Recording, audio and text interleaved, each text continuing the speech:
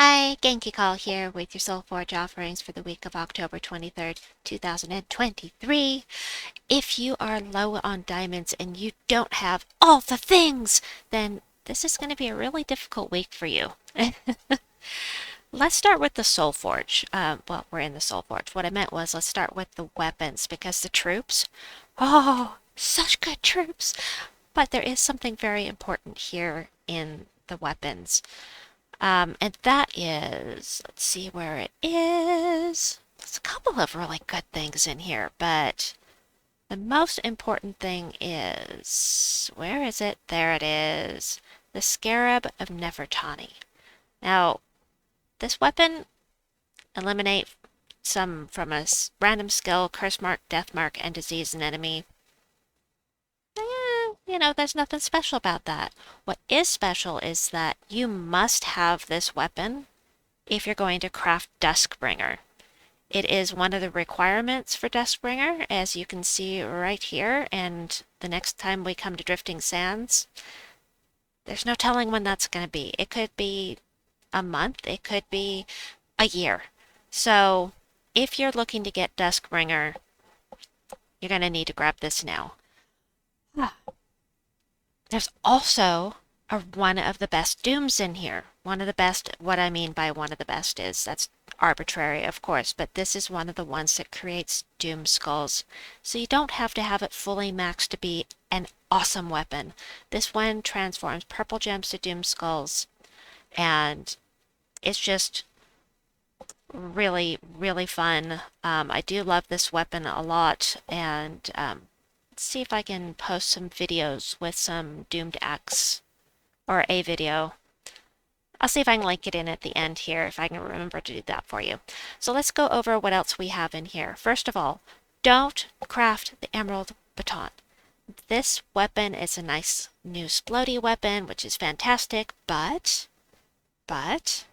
it's in the raid boss event, so don't waste your diamonds if you can get this with your gems. Personal advice. Bump. Also, let's see, Blade of the Sands. This one is going to do damage to the last enemy. If there's a dust storm, remove all green gems and create a dust storm. It's going to remove all green gems. Also, will absolutely create a dust storm no matter what. Sorry about that. Whee! Stone staff. I haven't slept. 75 diamond cheapo weapon for drifting sands if you need it for your power levels. Damage to an enemy, double damage if there's a dust storm, and it creates a dust storm. Also, it self-enchants, which is always very nice, and it will barrier you when you cast. When I say self-enchant, by the way, I just mean when you cast it, it will enchant itself. Next up, we have the Crystal Axe. This one is going to do damage to an enemy boosted by monster allies, then create a mix of 6 green and brown gems for each monster ally. This actually could be pretty good with my favorite Pycea team, simply because the green would feed Beatrix, the brown would feed Pycea, and of course all of the brown with brown and green, that's what Beatrix creates, so it could work, maybe. I like what I use, but if you don't want to use a splody weapon, it's a possibility. Next is the Stinging Wind. This does damage to an enemy boosted by Drifting Sands allies. Mix of 6 yellow and brown gems for each Drifting Sands ally. It creates a dust storm. And another 75 diamond one. Remove all yellow gems. You won't get any mana out of it, but it will boost the damage to the enemy and deny those gems to your enemy. And if the enemies from Drifting Sands or the battles in Drifting Sands deal double damage. We have Sharp Fang. This is a splody weapon with, now the new splody weapon and this weapon both explode brown gems. But they use different colors. Otherwise, what would be the point?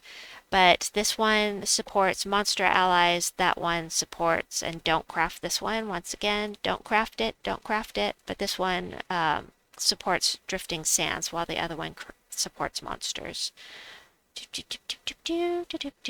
Let's see, Sharp Fang. Is that it? Wait, that's it? That's it. Everything else is always in here. So, the troops. Ah, the troops. So let's pause for a moment and I'm going to tell you there are a couple of ones you can get with gems that you might want to grab. And those would be in blue and red. So in blue we have Taipan, which is one of the empowered mana converters. This one transforms brown gems to red, poisons a random enemy. This is, the empowered mana converters are very, very good for Guild Wars, especially.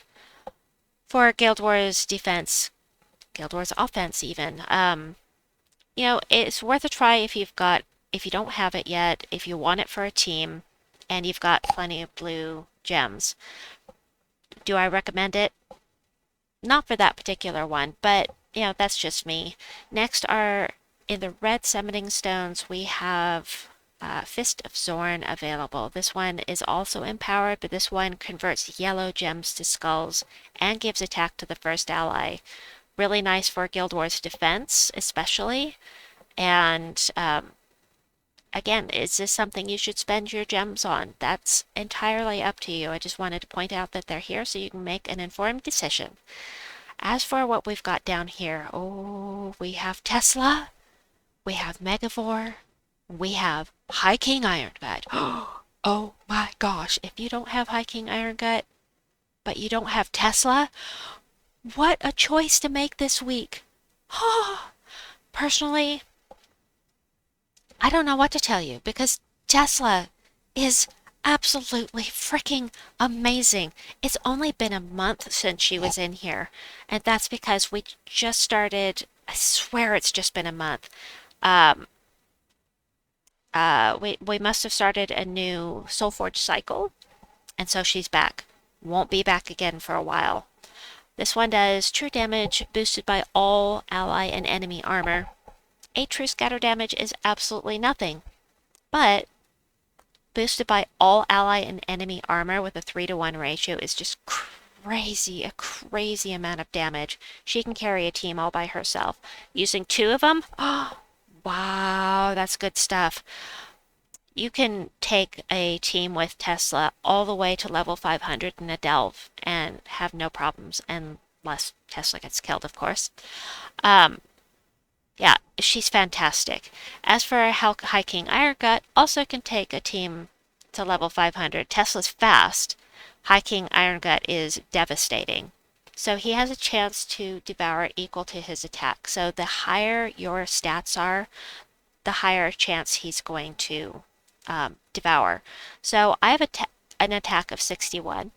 I put him on a team, and that's even higher. You put him in a delve where you have those delve stat bonuses from your horde, and this skyrockets. It's over 100 for me. I will devour every time with him unless they're immune, and there are ways to get around that. I've got a spotlight on High King Irongut. I'll link that in at the end. You can check that out for more information on High King Irongut. As for Megavore, Megavore is pretty awesome. He eliminates all armor from all enemies, does damage to an enemy, submerges himself, and also 8% chance to kill the last enemy on 4+ gem matches. There are only 2 player-owned troops that people use that are immune to this, and those are Leonis Tower and Enraged Kurandara. There's nothing else the player can own except for the Dooms that are immune to that lethal damage. So yeah, he's pretty good, and that 8% chance seems to hit a lot more often than 8% even when I'm using him. You know, with the AI you expect that, but when I'm using him, I've had him take out entire enemy teams. Alright, let's go back here. Plague.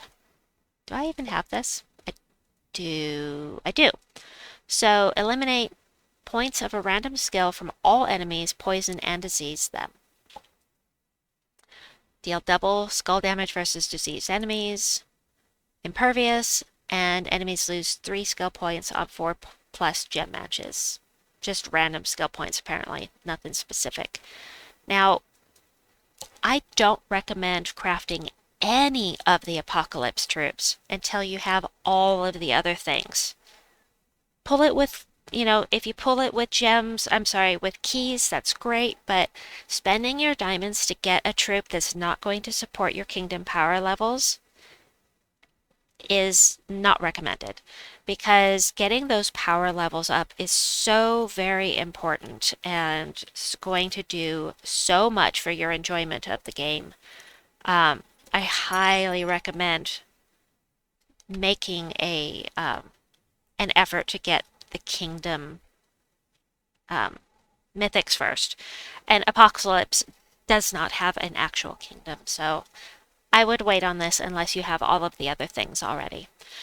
Next up, let's see, where I was going over the um,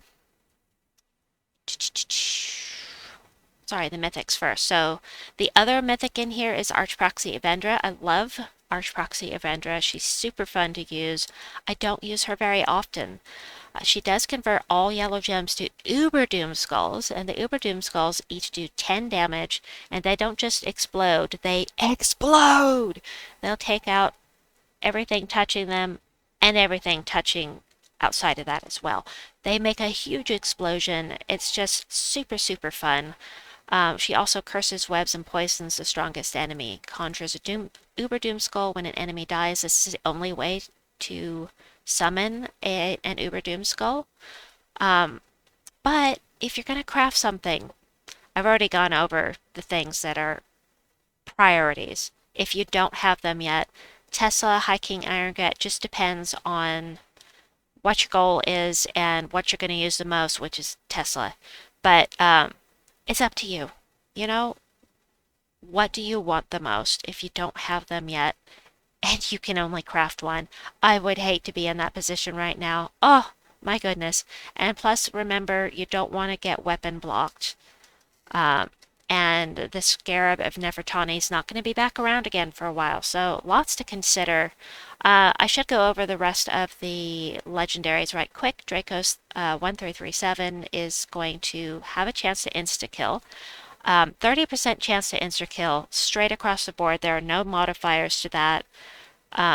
Unless you're fighting something that is immune to lethal damage, as I mentioned before, but he will silence, stun, and drain mana from an enemy, and then has this chance to destroy them. Also decreases a random enemy's magic by 2 on 4+ gem matches and is impervious itself. Is that everything? Is that everything? Nope, we've got the Orrery and Regent Khalif. Let's go over Regent Khalif first because I love this troop and I hate this troop.